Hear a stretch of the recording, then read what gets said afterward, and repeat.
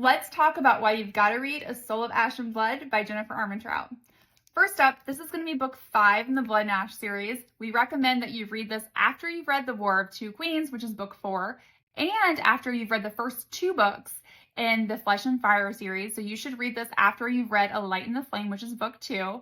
It is going to pick up at the end of The War of Two Queens, and it's going to give you so much good information. So at the end of that book, we learned that Poppy is the primal of life and death. No biggie, no biggie. She also brought people back to life with Sarah's power. Isbitch is dead. She's used a lot of power. Lantia has taken over Solus. Malik and Millie have run off. There's a lot going on, and no one knows where fucking Column is.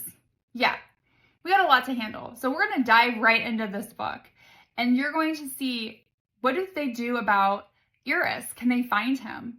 Where's Jadis? What's going on with her? Do we know where Millie and Malik are? Why did they run off? Why did he chase after her? What is going to happen with Poppy having used so much power? Because what we know from A Light in the Flame is a couple of things. One, which is there should not be a primal of life and death. And I immediately thought when I read that is, Houston, we have a problem because Poppy is the primal of life and death. What do you mean? Also, we learned that if a primal uses too much power or God uses too much power, they go into stasis. And my first thought was, shit, Poppy used a lot of power at the end of the War of Two Queens.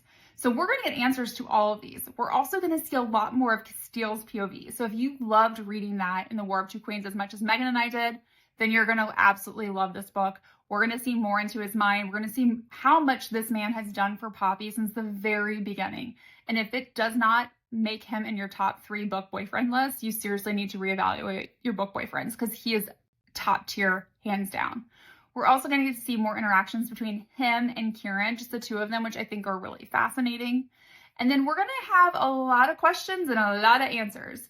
I would tell you there are some answers that you get in this series, in this book specifically from the series, and honestly, it brings up a lot more questions, which makes us angsty and ready to read the next books.